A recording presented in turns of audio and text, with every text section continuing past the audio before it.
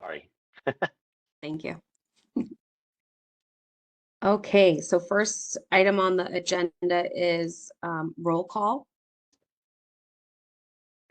And so Elisa Brown, Elisa Brown here. Shannon Buckley,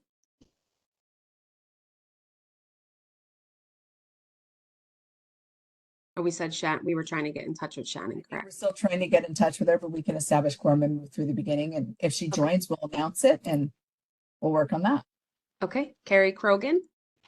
Present. Okay. And then Angelique.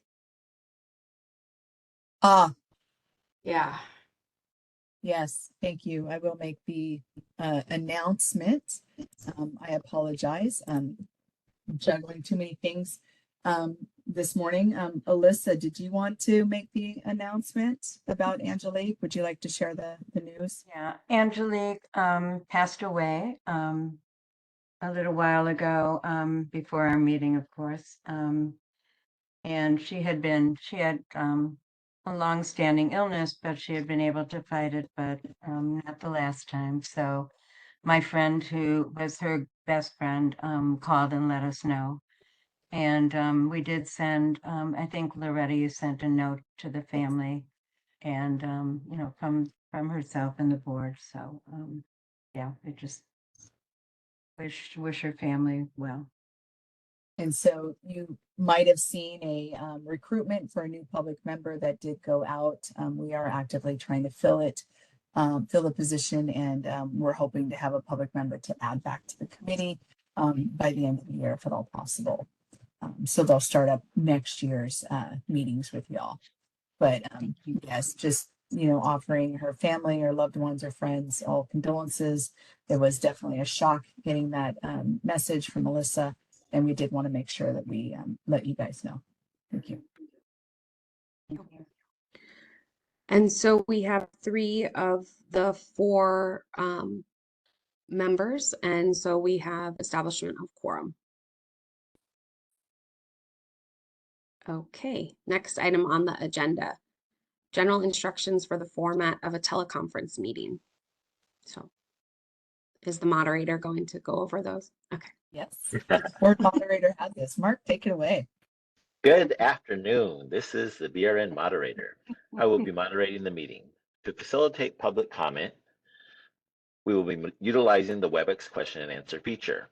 When the committee reaches a point in the agenda at which public comment is appropriate, the question and answer feature will be turned on and members of the public can indicate that they would like to make a comment by inserting the phrase, "I would like to make a comment," in the question box, which is typically in the lower right of your screen. I will then call on the individual and unmute their microphone. The individual will have 2 minutes to make their comments.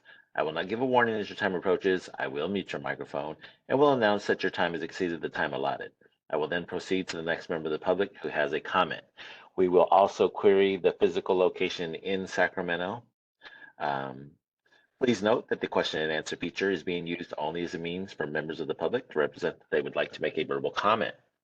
When your turn comes, you will be prompted to unmute. If your question can be answered, the committee will respond accordingly. When making your comment, speak about anything you believe is important for the members to know. Remember, committee members cannot address any item not on the agenda. Items not on the agenda at that moment, items that you would like to add to a future meeting, or items that will be discussed later on the agenda will be discussed at the correct times during the meeting. I will provide a brief reminder of this approach at the start of each public comment item. Excuse me. Finally, when committee members or BRN staff are not speaking, I would like to remind them to mute their microphone. If I detect background noise during the meeting as a result of unmuted microphones, I will mute your microphone automatically.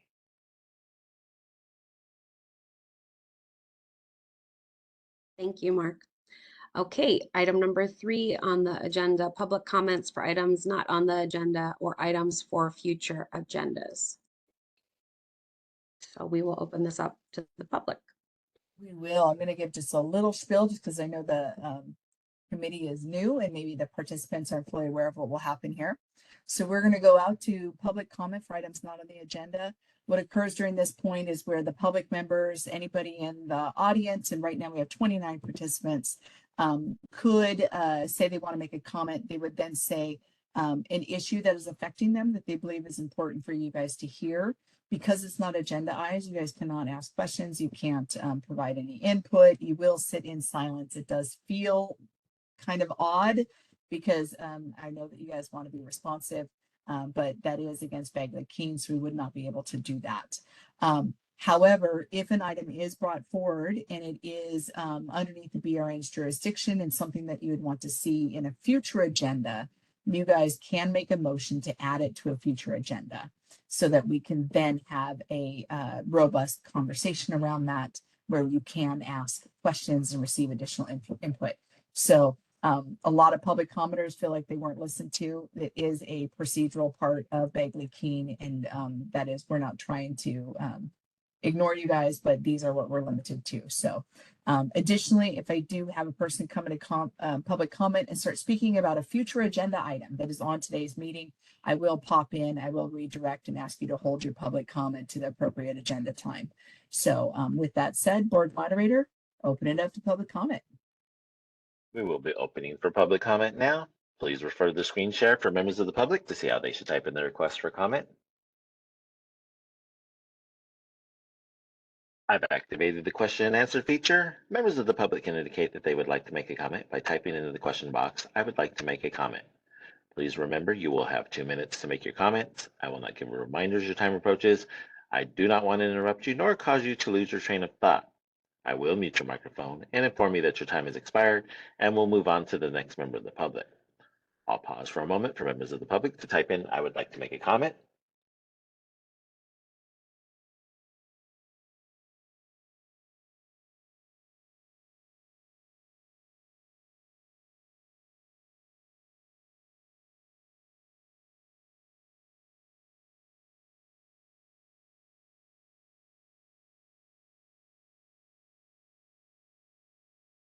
Committee Chair Lightcap, there are no public requests for comments on the WebEx. We have no public requests for comments in BRN Sacramento. Would you like me to close this window? Yes, thank you. Okay, moving on to item number 4, review and vote on whether to approve previous meetings minutes, which the previous meetings minutes, item 4.1 was on January 18th, 2024. Motion to approve. Who said that? I'm sorry. Carrie Krogan, motion to approve. Thank you. Do I have a second? Oh, I can second, right? Okay. Elisa and I Jess. seconded, yeah, I'm sorry, I was muted. Thank you. So at that point, we'll go out to public comment. We have a motion and a first and a second. Yep. Out to public comment. We will be opening for public comment now. Please refer to the screen share for members of the public to see how they should type in their request for comment. I've activated the question and answer feature. Members of the public can indicate that they would like to make a comment by typing into the question box, "I would like to make a comment." Please remember you will have 2 minutes to make your comments. I will not give reminders as your time approaches. I do not want to interrupt you nor cause you to lose your train of thought. I will mute your microphone and inform you that your time has expired, and we'll move on to the next member of the public. I'll pause for a moment for members of the public to type in, "I would like to make a comment."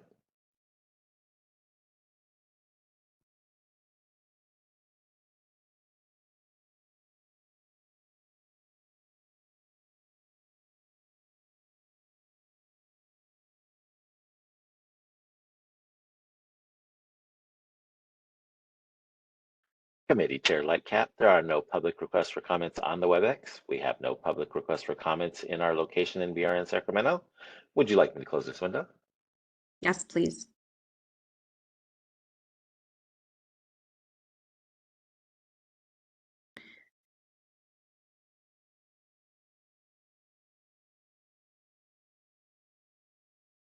Okay.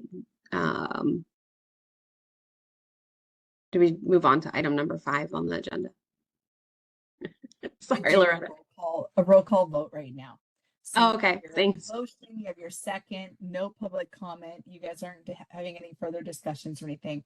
So then at this point, you would do a roll call vote. And so you Okay. would call 3 people here. You would do an I vote if you're in support, or a no vote, or an abstain, and then you can move forward. Okay. Roll call vote. Elisa Brown. Yes.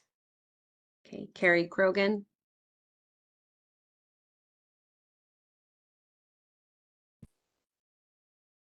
Carrie, are you able to? Sorry, I'm muted.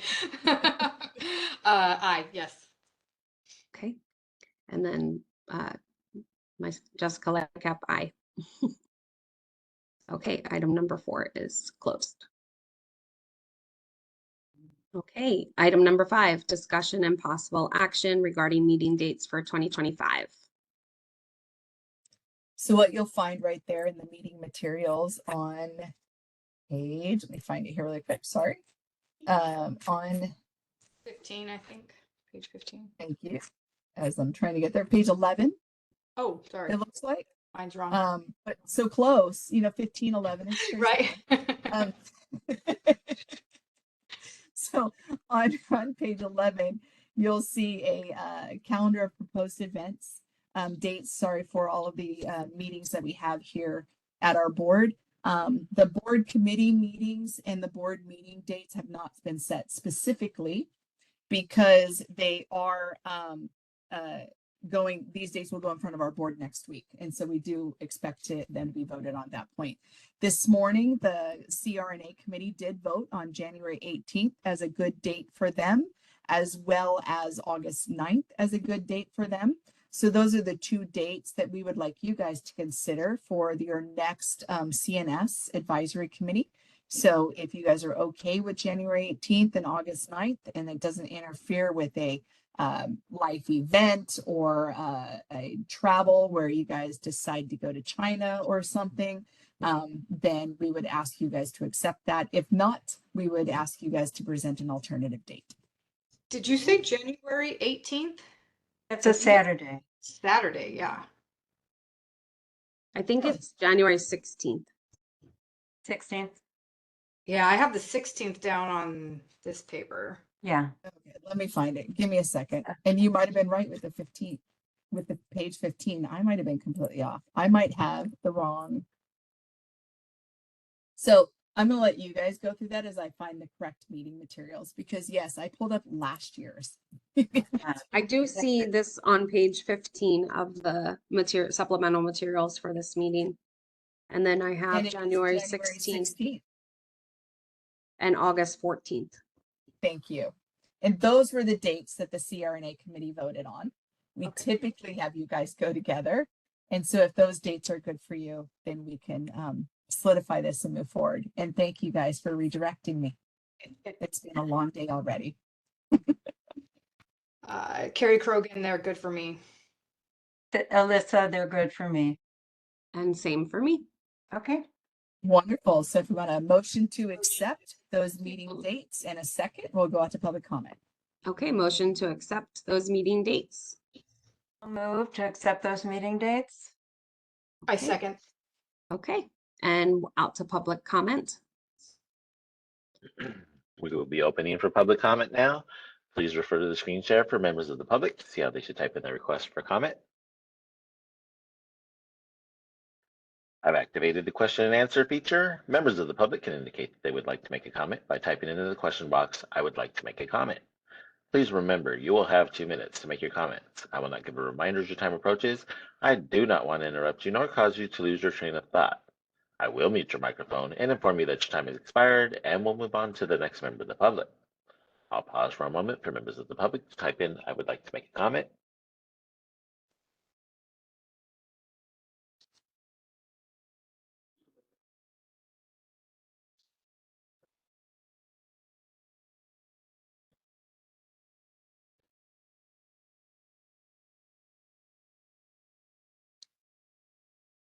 Committee Chair Lightcap, there are no public requests for comments on the WebEx. We have no public requests for comments in BRN Sacramento. Would you like me to close this window? Yes, please. Okay, item number 5 is closed. We have to vote. Oh, Still need to right, do the thank roll you. call vote. Yep. Okay. Voting roll call vote, Elisa, Alyssa votes yes. okay, Carrie, Aye. and me, Lightcap, aye. Okay, item number 6, discussion and possible action, report from the 2 CNSAC subcommittees. The first one is public engagement and website, and the second one is regulations. Okay, so I am on the public engagement and website subcommittee with Shannon, although I have not been able to get feedback from Shannon. But our report out would be that I have been evaluating the website for possibly creating a more streamlined flow for all things related to CNS practice in California. And that's all I have to report out. Okay. And so would the regulations subcommittee like to report out? Yes, thank you, Jessica. Brief history about the regulations for clinical nurse specialists. The CNS Titling Act was passed in 1998. At that time, the BRN CNS Advisory Task Force started writing draft regulations. Staff changes and other happenings left those draft regulations incomplete. Around 2019 to 2021, the California Association of Clinical Nurse Specialists, or CACNS, Legislation Regulation Committee co-chairs and members started working on CNS regulations. They also reviewed the old 1998 documents. They brought the draft clinical nurse specialist regulations to the CACNS board for approval to move ahead. Statutes provide overall authority, regulations clarify statutes, and help implement laws. They do not create new scopes of practice. The scope of practice is in the Nursing Practice Act. When the BRN Clinical Nurse Specialist Advisory Committee, CNSAC, was formed, it was agreed that one of our main goals is to review, write, and formalize CNS regulations. Our CNSAC subcommittee worked on these, reviewing and revising the draft from the CACNS, including meeting with BRN staff who provided additional guidance and direction. We are now well into the process of writing these. The regulations will be under Title 16 of the Professional and Vocational Regulations Code in a new Article 11 entitled Clinical Nurse Specialist. It will include definitions, requirements for certification, requirements for clinical nurse specialist education programs, and more. Thank you. That sounds great. Nice job. Wonderful. And so as you guys move forward to a draft language that you would want to share out with the committee for discussion, we will add that as a specific agenda. We'll share the language and we'll have a comment period here where hopefully at the end of that, you guys will make a motion that say you want that language to be moved to the practice committee, which is a board committee that will review it to make sure it doesn't impact anything else, and then move it on forward to the board. So it sounds like you guys are doing great work and moving it along. So at that point, there is no vote that needs to be done. It is information only. So you can go ahead, Jessica, and take it out to public comment. Okay, let's take it out to public comment. We will be opening for public comment now. Please refer to the screen share for members of the public to see how they should type in their request for comment. I've activated the question and answer feature. Members of the public can indicate that they would like to make a comment by typing into the question box, "I would like to make a comment." Please remember you will have 2 minutes to make your comments. I will not give a reminder as your time approaches. I do not want to interrupt you nor cause you to lose your train of thought. I will mute your microphone and inform you that your time has expired, and we'll move on to the next member of the public. I'll pause for a moment for members of the public to type in, "I would like to make a comment."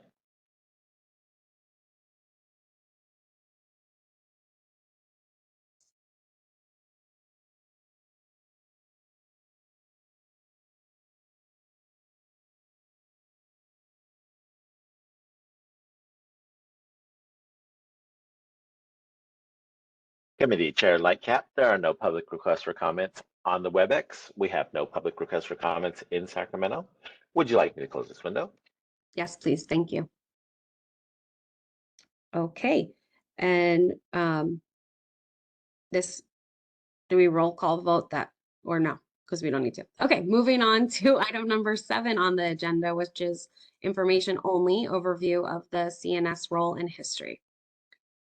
And then there was a presenter for this one, is that correct? This one is myself with Oh, it was just you? Okay, Yeah, I thought there with was someone that was Annie gonna. Lisa. Yeah. Yeah, okay, Melissa. perfect. I'll let you guys go. Mark, can you share? Perfect, thank you. Okay, so this is just a very brief history of the clinical nurse specialist in California. Next slide, please.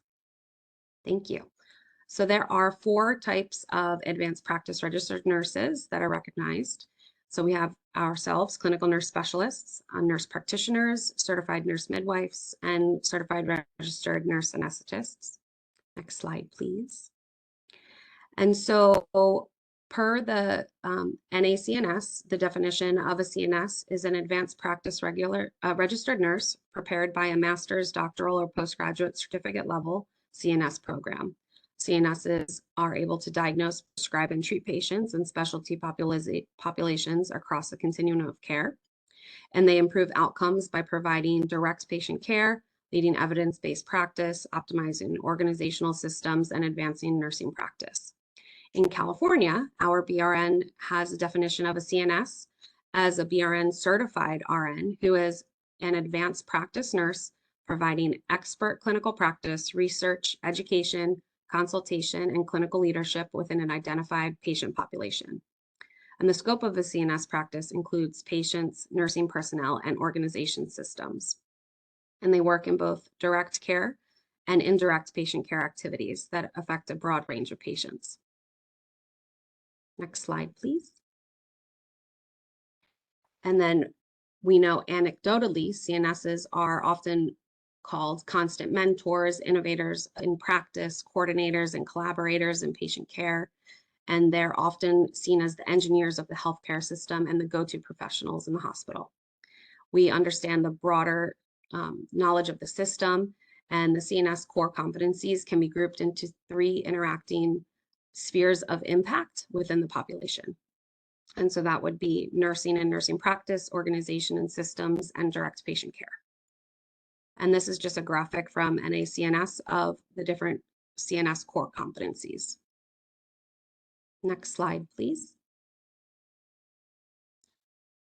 So as Carrie already mentioned a little bit in her report out, the history and titling and certification of the CNS in California. In 1993, the BRN study determined that we needed to have a title, clinical nurse specialist, and it needed to be defined. And so at this point, there was various and conflicting definitions of what a CNS, within the state. And as a result, the legislator found that the public was being harmed by this conflicting usage of the title CNS due to the disparity of qualifications of RNs using this title. And therefore, in July of 1998, the legislator added Article 9, Clinical Nurse Specialists, which commenced in the addition of Section 2838 of the Nursing Practice Act to Chapter 6 of Division 2 of the Business and Professions Code, Section 2338. And this code requires that any RN who desires to practice as a CNS must be certified by the Board of Nursing for the state of California.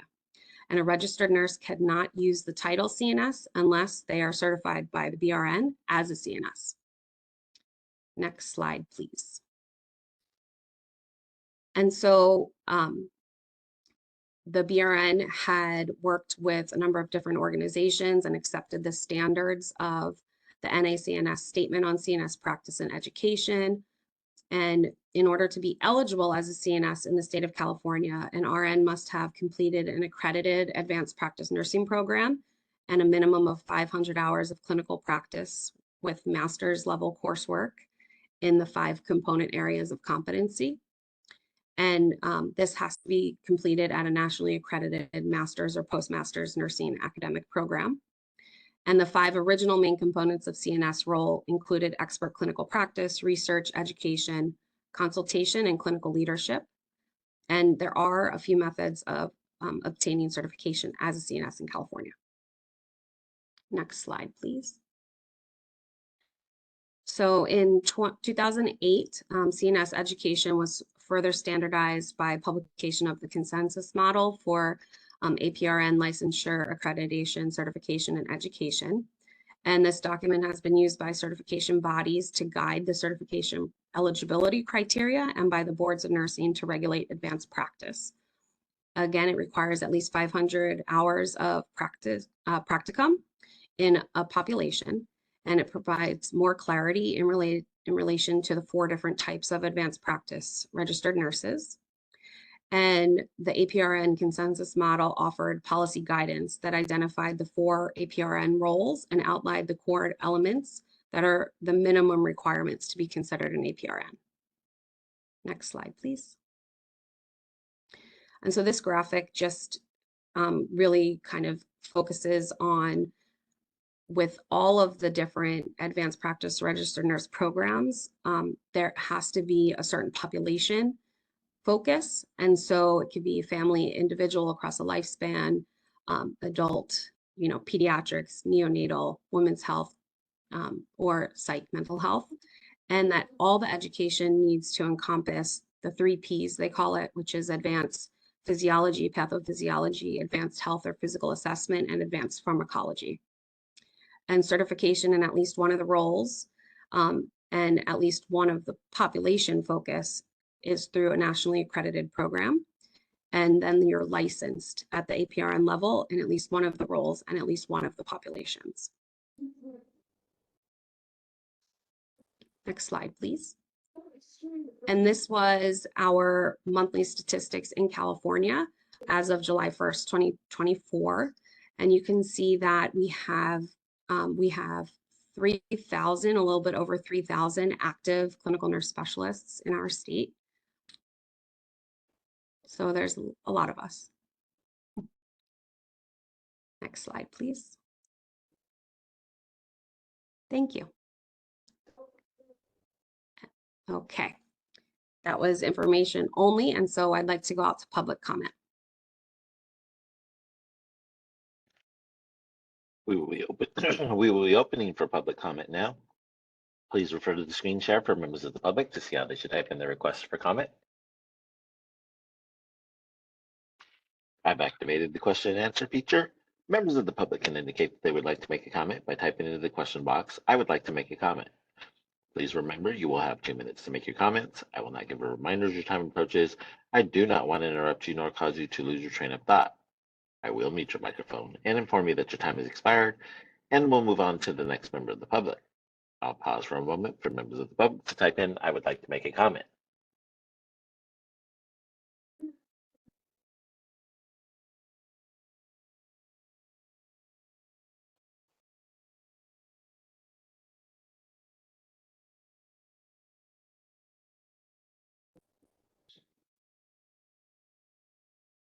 Committee Chair Lightcat, there are no public requests for comments on the WebEx. We have no public requests for comments in BRN Sacramento. Would you like me to close this window?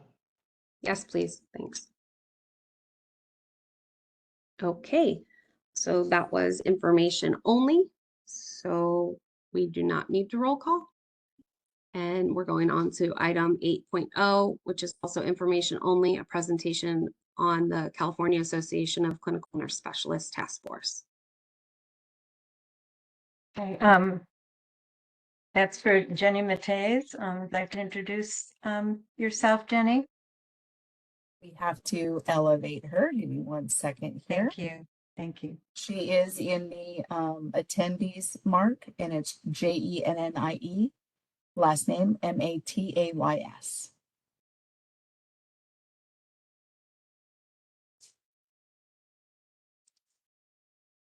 Hey, Jenny, are you able to come on camera and test your Hello, audio? can you hear me okay?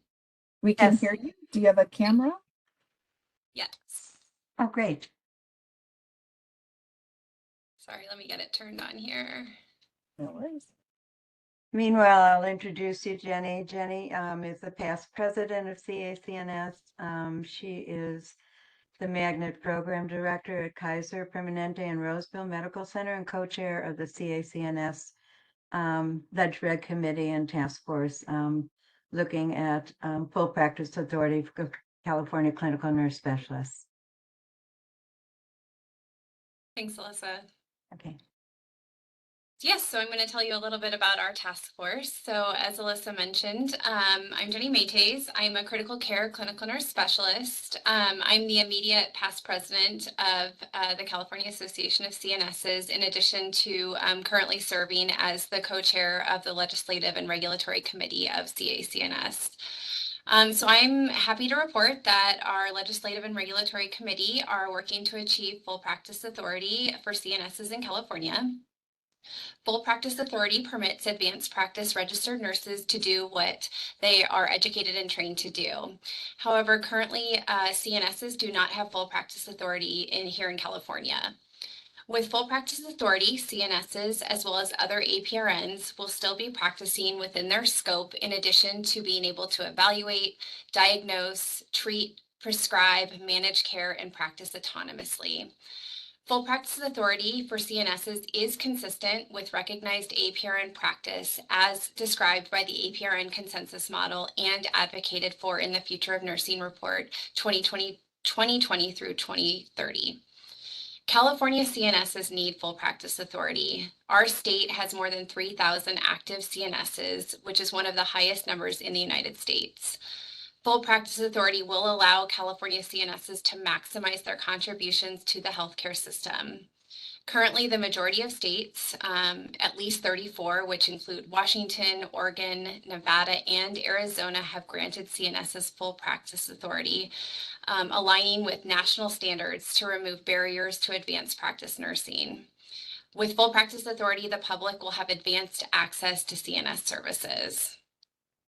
CACNS will work with legislators, policymakers, and the BRN to advocate for changes in state law and regulations to grant CNSs full practice authority and educate the public about the value CNSs bring to healthcare. We will also collaborate with other APRN associations, nursing organizations, healthcare providers, and advocacy groups to increase access to care. Full practice authority for California CNSs will have several positive impacts on Californians, including increased access to care, particularly addressing health disparities in underserved communities and vulnerable populations, providing comprehensive and coordinated care to patients and families. It will improve healthcare outcomes with individualized patient-centered care. It will deliver high-quality, cost-effective care. And finally, provide continuity to patients, or continuity of care to patients, especially those with complex and chronic conditions. I hope you support us in our efforts to achieve full practice authority for California CNSs in the state of California. Thanks.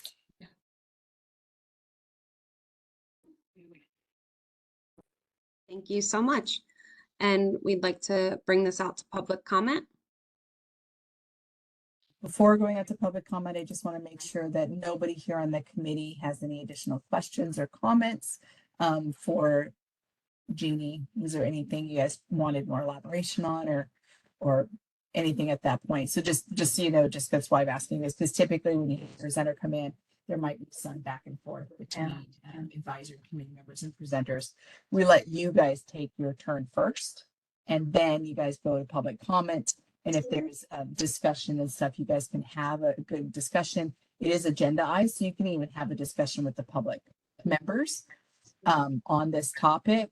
So if something needed to be worked out or addressed or commented on, and then you guys could additionally have a follow-up conversation after public comment as well. So just because I know you guys are relatively new, I wanted to make sure to stop and ask before we go out to public comment. Sure. Thank you. Thanks, Loretta. Do we have any legislators available to back our full practice authority? Like, where are we at as far as getting somebody on board to get it to legislation? Alyssa, do you want to take that, or do you want me to go ahead and speak to that?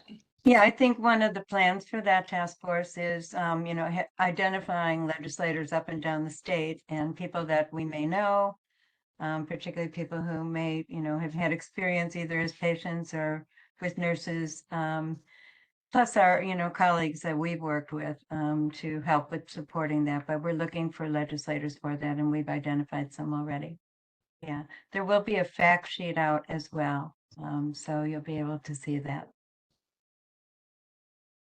Thank you. There are other states that you guys have been working with, when they've pursued full practice authority? Yes, in fact, one of the most recent states that has pursued full practice authority and has been successful is Maryland. And so we've been working with some of those folks, and they've given us some of their items to work with. So they've been really helpful. Try not to reinvent wheels if we don't have to, and learn from each other. And they've been very gracious and helpful, and had meetings with CACNS. So, They've even given us their bill with some of the language that's been helpful too. mhm. Where would we look to find more information on these topics? Yeah, that's a good question. So right now, our legislative and regulatory committee meets monthly. Right now, currently where we're at is working on the fact sheet, as Alyssa mentioned.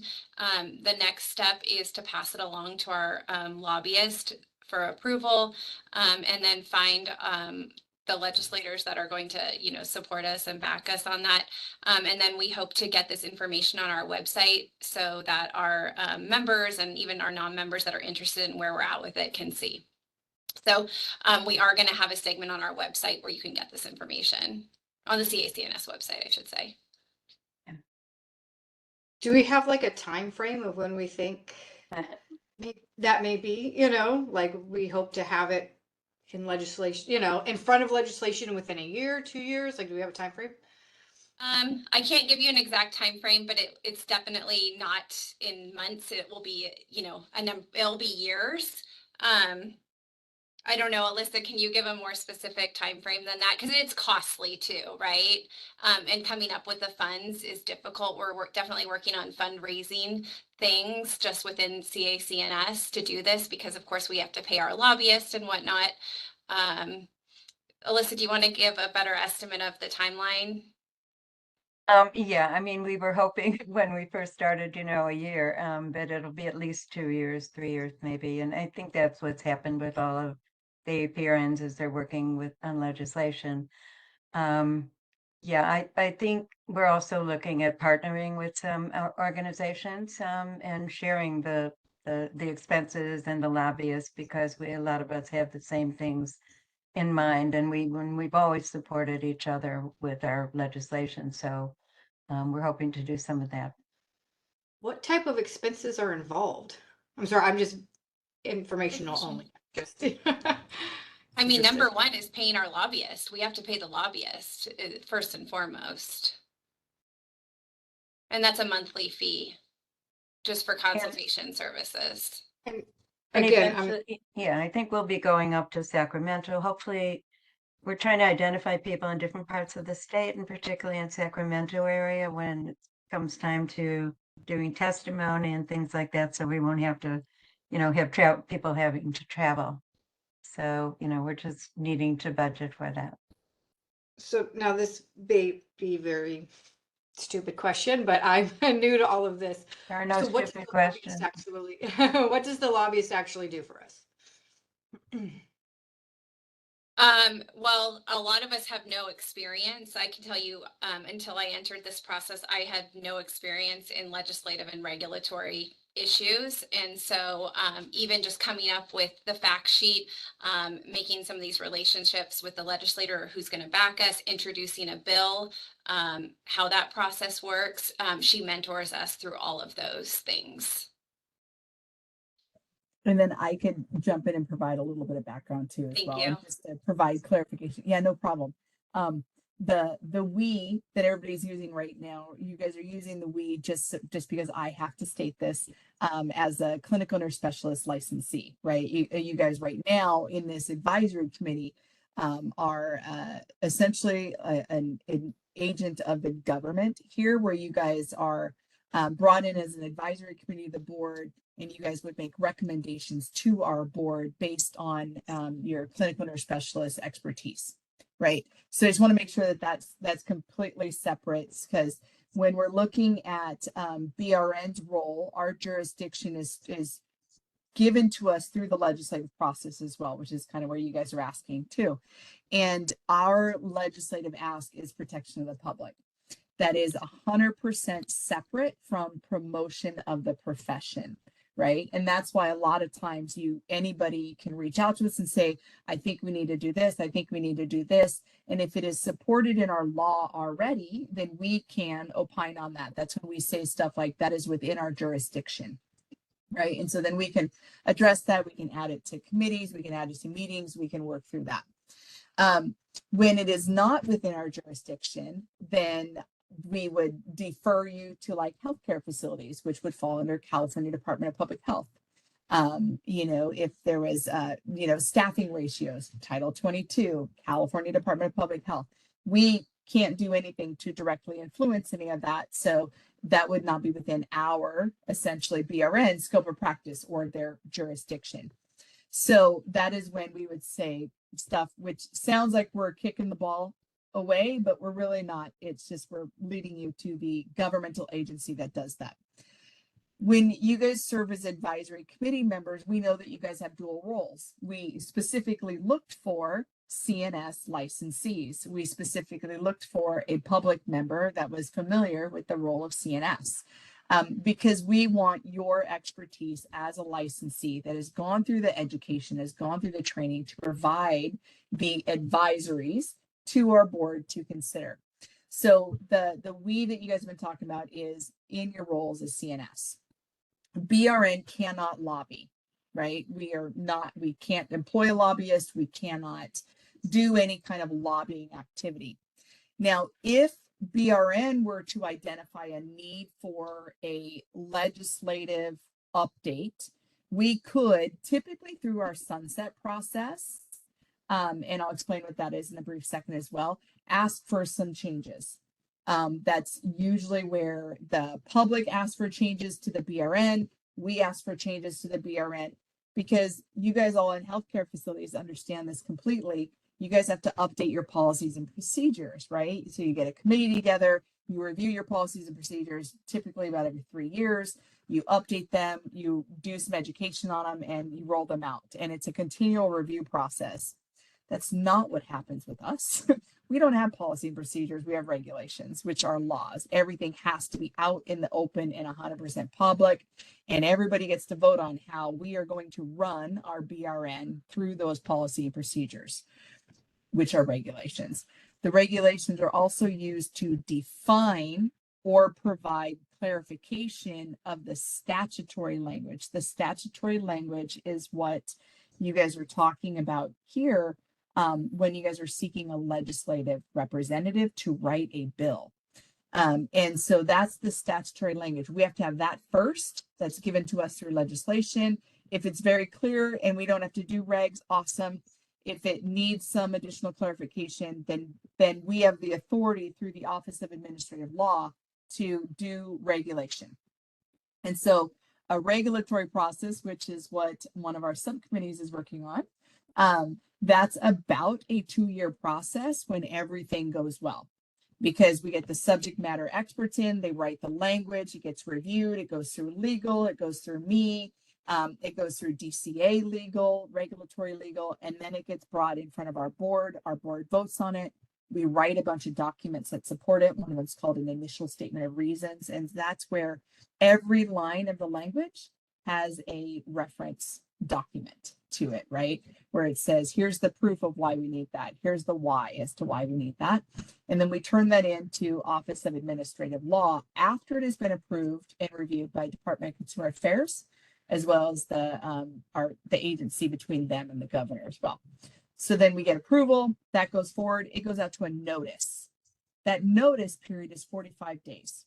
Anybody can comment. They can say, yes, this is good. They can say, no, it's not. They could say the sky is blue. It has nothing to do with the package that's there. We are legally required to respond to every single thing. And so if it's a, yes, I agree, then we say the board recognizes this comment and we agree. If they say we disagree, we have to answer that comment.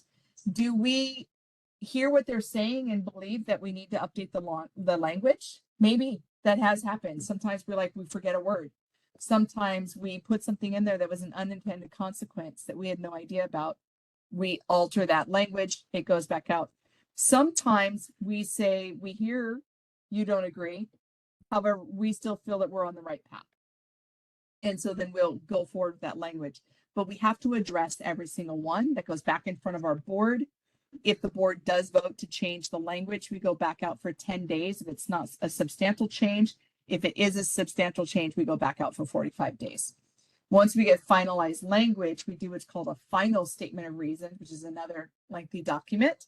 And we turn it in, and the lawyers within the Office of Administrative Law review our language and say, is it clear?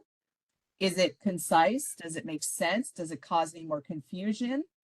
And if those are all done, does it have the statutory authority, that legislative authority, to implement it? Or are we trying to create new law by turning it in, right? If we're trying to create something new, they'll nix it. It'll go back and say, nope, you need legislative authority or statutory authority.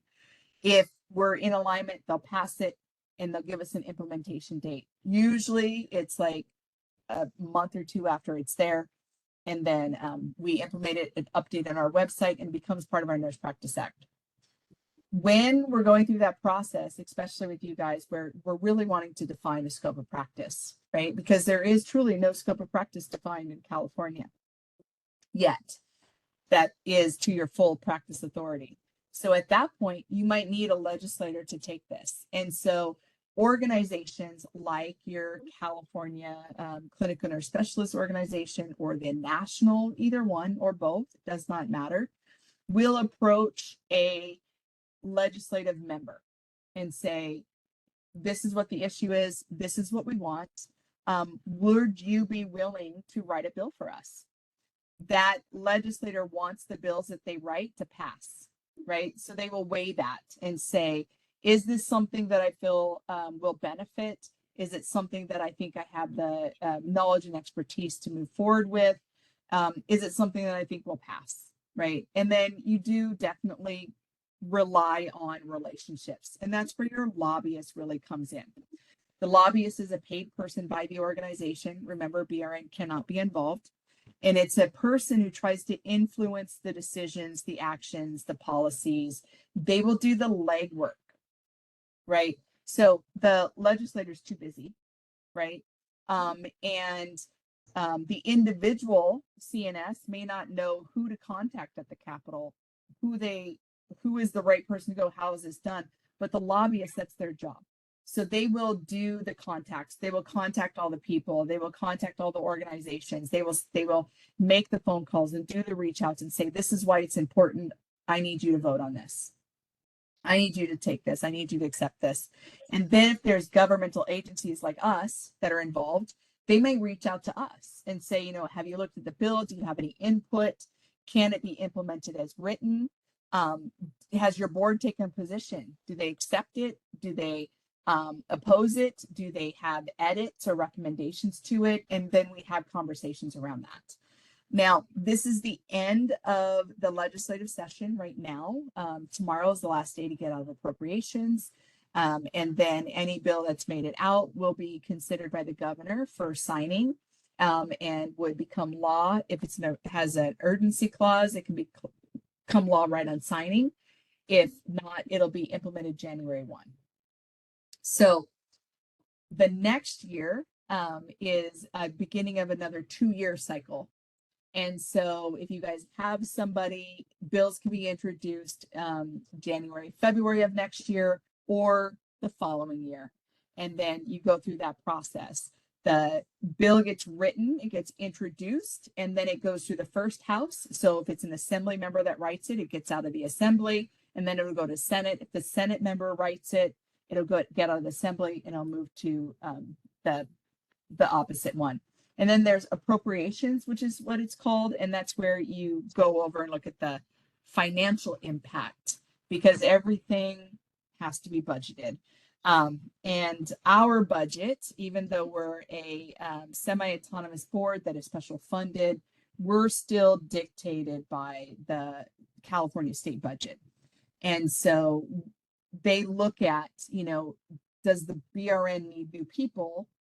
Do they need to hire people? They need to do tech updates or anything like that to make this bill be implementable, right? And so then we'll give what's called a fiscal impact, and we'll say we might need a new unit, or we might need a new process, or we might need to update our website or update our Breeze licensing system to reflect that. And then that gets all taken into consideration as it moves through. So it is a lengthy process. And the lobbyist stays in contact with everybody involved during that time to make sure they have any questions, they provide any clarification, they see if there's any fires that need to be put out or addressed, that this is brought up. Can we do some language change? Can we kind of mitigate any delays? And so that is great job for them to do, because a lot of people don't have time to get that done, don't have the connections to get that done, and don't have really the knowledge. And so that's why you were like, you know, we pay somebody to do this. And it is a position that does require a lot of expertise to do that. So that is where a lot of cost comes from when you're coming at it from an organizational standpoint, that you guys would be doing that. Now, I think another great thing to kind of look at and understand, and I love that you guys provided the background on really what does CNS do, and how does it come, and how did you guys get there, and all that kind of stuff. I think a lot of people don't understand that CNSs have full practice authority occurring in our state, but not through our state license. So I just want to make sure that that's clear. All federal governmental agencies, like your VA, your military hospitals and stuff, they follow a federal law. And the federal law requires clinical nurse specialists to work at a full practice authority. So if you are seeking cares in those areas, you might have experienced a CNS who has been able to fully practice to their authority. And what a lot of people also don't know is that means they can diagnose, they can treat. That includes ordering lab diagnostic studies, x-rays, writing prescriptions, very similar role to other advanced practice RNs here that are not known throughout the healthcare community, right? I know that when I was in healthcare before I came into this position, a CNS was an educator on the floor. That's it. There was an educator in NICU, there was an educator in ER, there was an educator in women's health, there was an educator, and that's what the CNS did. And what everybody knew at that point is they helped us get magnet status. And that's where CNS role lived and died. And that's where you'll get people that says, I'm an advanced clinical nurse leader, I'm a CNS. No, you're not. You're not licensed as a CNS. You're not a CNS. Or I'm a clinical educator, therefore I'm a CNS. No, you're not. You are not licensed or educated as a CNS. And that's because a lot of people in the healthcare facilities, in the healthcare arena, have no idea what a CNS truly does. And California, our laws haven't supported that, right? So that's why this is very important, that when you guys do go through the legislative process, if you guys are able to make headway in scope of practice to get full practice authority, it will need to be very spelled out. How are you guys going to be supported? What are the limits? What are the supervision or collaboration expectations, right? We all understand that our nurse practitioners and nurse midwives, when they first started off, the way that they were able to practice was with standardized procedures. Is that something that you guys are interested in to get to where you want? It might be a phased in approach. It may not. You might want full practice authority on license. That's usually what everybody goes for. But a lot of times, again, as you guys were kind of talking about with the lobbyist, is they have to work with all interested parties. And there may be other interested parties that say, no, this is the process. I'm only willing to give this much, and then you guys compromise. And so that might be what comes of that. And so then truly just once you guys have the role defined, you guys might want to reach out to CDPH and make sure that the healthcare facilities are able to privilege you, make sure you guys get on committees and have input, right? Because we can have a set scope of practice, but then you could have no place to work. So we want you guys to be able to make sure, and again, that's where a lobbyist comes in. That's where your guys' organizations come in to really make sure that you're addressing every part of that so that you guys could, at one point, maybe in the future, be licensed and have your full practice authority where you guys can diagnose, you can order labs and diagnostic procedures, you can prescribe, and you can work on disease management, health promotion, health prevention, not prevention of health, sorry, but prevention of illness, looking at risk behaviors and really focusing on your families, your groups, your communities, everything within your scope of practice, where right now that's not typically how the CNS is used in California. And so Alyssa, you had your hand up. Actually, it's stuff that we're doing now. So it depends on where you're working and how well they know, because, you know, we came before the nurse practitioners. We've been around a long time. So I have a question about working on the full practice authority and then us, the board, working on regs right now in terms of how that how that interfaces or doesn't and which should come first. And is there a problem with either one going first or second, you know, or at the same time? Not at all. We can do them. Okay. We can do them simultaneously, right? Because the regulations, all that we're able to do right now is what we have the authority in statute to do. Okay. And so when you guys get to the point where you're like, you want to be able to prescribe, our statute does not support prescribing, specifically from the CNS standpoint, right?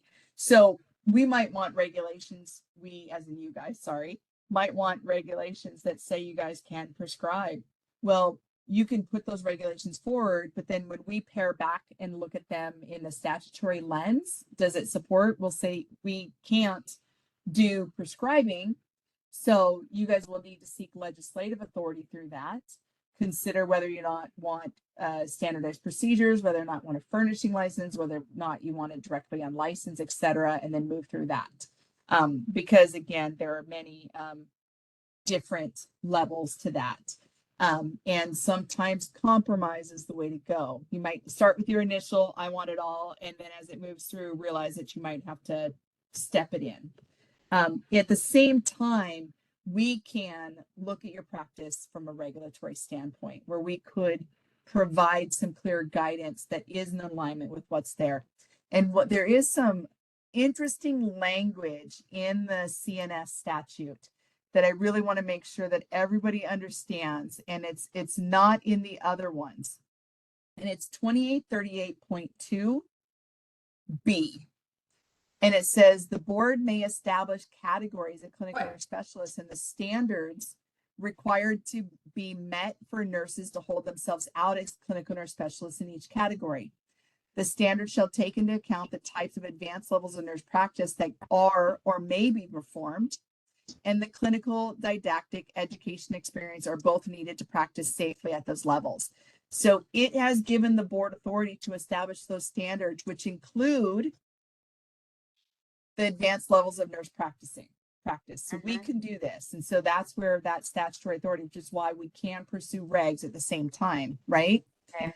We would very similarly spell out what your education, what your experience, what is needed to be done to do that.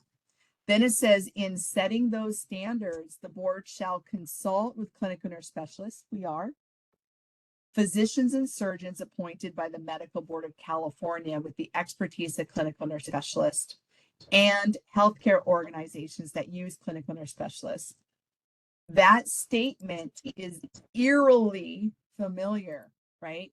That's actually what said in our standardized procedures regulations that nurse practitioners and nurse midwives used to work. And I'll read that statement there. It's 1472 is our California Code of Regulation. And it says an organized healthcare system. So we've already touched that with the statute, right? Organized healthcare system in both must develop standardized procedures, which that's what they tasked the board to do, develop these guidelines, right? permitting RNs to perform standardized procedure functions. And so these are the functions of the CNS. A registered nurse may perform standardized functions under the conditions specified in a healthcare system standardized procedure and must provide the system with satisfactory evidence that the nurse meets the experience, training, or education requirements. And in the statute, right, it said that we must do the the education, the experience, everything. So it has to be spelled out. The other thing that it has in 1470 is says that we have to do it in conjunction, and this 1470 is another standardized procedure one, with the med board. So these standardized procedures must be in conjunction with the Medical Board of California. And that's why when we look at standardized procedures, we look, did the nurse agree that's using it, whether it's an RN or an advanced practice RN? Did the healthcare facility agree to it? And did the overseeing or supervising physician agree to it at that point, right? And that's where you get your standardized procedures. Basically, they wrote into statute without calling it standardized procedures, a process very similar to standardized procedures for clinical nurse specialists. So on the way to get your regulations, your standards and stuff that will be put forth in regulations, we have an additional stop to make that your other advanced practice nurses did not. And that is, we will write the regulations and draft them here. We'll get your input. Once we get them ready and approved by the board, and this would be probably our practice committee, we will then have to have them reviewed by the med board. Mhm. The med board would review them, say, yes, we agree, no, we don't, whatever it is, and then we'll bring it forward to our board. So that might be something you guys look at when you're doing your legislative ask to see if that's something that you want to have it to stay in the law, right? Because knowing that each one of these standards right now, the way when you guys put in these standards, when we do this, it has to go in front of the med board. That is not a requirement for CRNA, for NP, or for midwives. So when you're talking to somebody, you might ask, instead of just for everything to be added, you may ask to have that statement removed and see if that's something that would go. If not, it's here. We can absolutely work with it. You guys would draft your regs. We would set these standards. And then at that point, I would reach out to the med board and say, I need some physicians and surgeons that you guys appoint that can look at these, review them, provide some input, and then we get it back into our wheelhouse. We would document that. We would put that forward on the information that we turn to OAL, saying that we have followed and met our statutory requirement, and this is the feedback. So it's not a hard stop. It is an additional hurdle, right? And that's in our law that we can't change. So if that is something that you're looking at, that may be something that you guys consider to address when you guys are doing the part to get everything brought forward. Thank you. You're welcome. Thank you for that, Loretta. Any other questions? No? Well, guess what? You can go out to public comment. Okay, let's bring this out to public comment. We will be opening for public comment now. Please refer to the screen share for members of the public to see how they should type in their request for comment.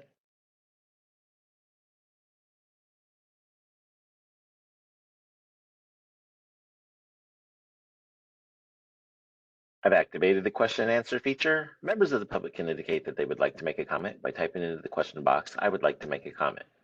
Please remember you will have 2 minutes to make your comments. I will not give a reminder as your time approaches. I do not want to interrupt you nor cause you to lose your train of thought. I will mute your microphone and inform you that your time has expired, and we'll move on to the next member of the public. I'll pause for a moment for members of the public to type in, I would like to make a comment.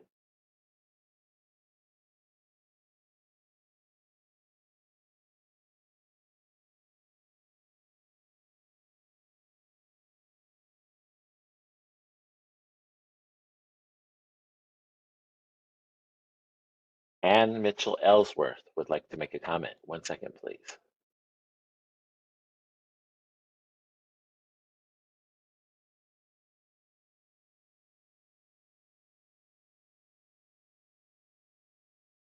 Go ahead, Ann. Thanks. Hi, good afternoon, everyone. I wanted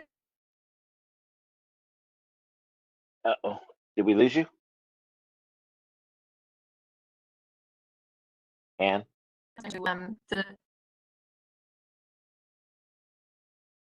Oh, she muted herself. 1 second.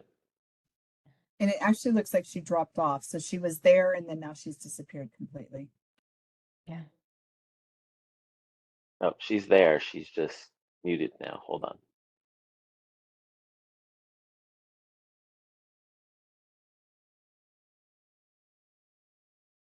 Uh-oh. And somewhere on your computer, there she goes.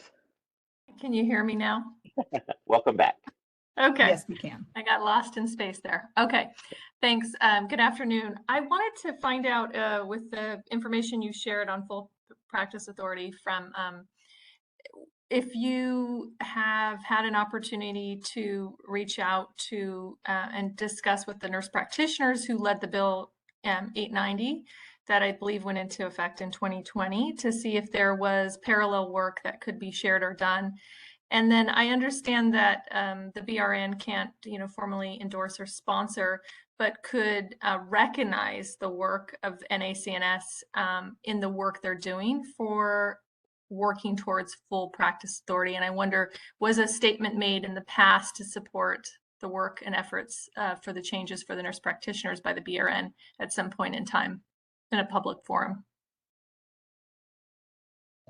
I can answer real quick nurse practitioner stuff. When a bill is put in front of our board takes a vote. And when AB 890 was put in front of our board voted to support that. Additionally, when the cleanup bill that's happening right now and moving forward, when that was put in front of our board voted with some recommendations, and it actually had made a statement saying that they may consider going straight from licensure to a 103 without BRN involvement. And so those are the formal times that BRN is able to take a position, right? My role as the EO is to share what that position is. And so me on a professional licensee level, I might say, oh yeah, this is great. Or, oh, I don't agree with this. It doesn't matter my opinion. It matters what the board's position is.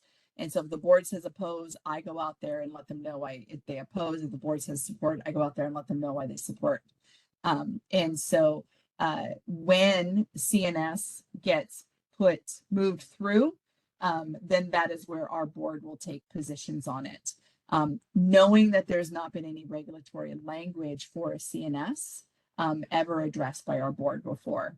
So this will be the first time to do that. What we have made statements, both myself as well as our board, is when I came in and took this role in 2020, I noticed that we had an advanced practice committee that was serving all APRN roles, but all of your guys' roles and your pathways there have nuances that must be addressed. And it also had more nurse practitioners than it did nurse midwives, clinical nurse specialists, or CRNAs. So it didn't have an equal representation. And then in 2021, I believe is when the bill was implemented, was AB 890 and SB 1237, which were nurse midwife and nurse practitioners. They formed an advisory board in statute that we were required to make, which we call the NPAC and the NMAP. And those advisory committees were specific to midwives and specific to nurse practitioners. And then the clinical nurse specialists and the nurse anesthetist were missed. They didn't have their own, I can't say missed, but they didn't have their own advisory committee. And so they were within the APRN advisory committee, which again, didn't have a lot of CNS or CRNA representation. And so it was a very difficult time to be able to move things through with the level of knowledge and understanding that needed to be done. And so with that, now our board has made statements that said, this is why we're sunsetting the APRN AC, that committee. And this is why we are sunrising or establishing the CNS Advisory Committee and the CRNA Advisory Committee so that there is equal representation. It was also noted in, I think, 2015 or 2017, I can't remember the year exactly, the legislators, when they said to form the APRN committee, advisory committee, they made a recommendation to write regs. We have regs for nurse practitioners, we have regs for nurse midwives, but we have 0 regs for CRNAs or CNSs. And so it was very clear that the legislator has asked the board to write regs. And it's been very clear by our board by saying we want to form these additional advisory committees that you guys are on, that this is important to us to get those regs in place. So I can say affirmatively yes to those, but there's been no official position that says, yes, our board supports a full practice authority, because that has not been brought in front of our board. And I don't believe that statutorily we're there yet where our board could even state that, because again, that's why you guys have to work on the legislative aspect first. Alyssa. Yeah, I think just based on what Loretta said, you know, there was a lot of focus on what the nurse practitioners were doing when we had the APRN coalition, more than on any other group. So yeah, they did take that in mind, and we had met with some nurse practitioners in regard to their legislation before. So we, you know, we knew a lot about what they were doing, and we actually had a meeting with one of them to talk more about it. So, you know, I think we'll be calling on our other APRN colleagues for help as we move along with CNFs. Yeah.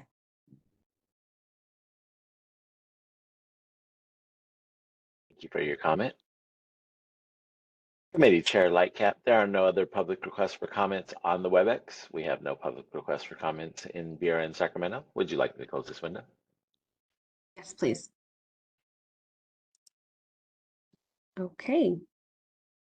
And this was an information only section, and so we're moving on to 9.0 adjournment. And You guys that's are it. done. You did it. Jessica, you ran your first meeting all by yourself. as chair. Wow. Hey, Jessica. Hey, I did it. Good job. You did it. Just to let you guys know, we'll kind of go through the same process next for the January meeting. We'll get together, we'll do agenda items, you bring forward whatever you need, and we'll get you guys going. So good job. You guys made it through your first year as a CNS AC. Wow. On to the next one. Thank you Okay. guys. Thank Enjoy. you. We'll It's see you guys been in so January. nice working with everybody. I really appreciate It's it. good. And, It's good. Feel free to reach out to continue to Great do group. your subcommittee work with us. Actually, Well, we we will. will be reaching out to you shortly, Loretta, Yes, to that's review great. some stuff. So, Awesome. Bye, guys. Thank you. thank you. Thank you. Thank you. Everyone gets a gift of time. Yes. Thank you.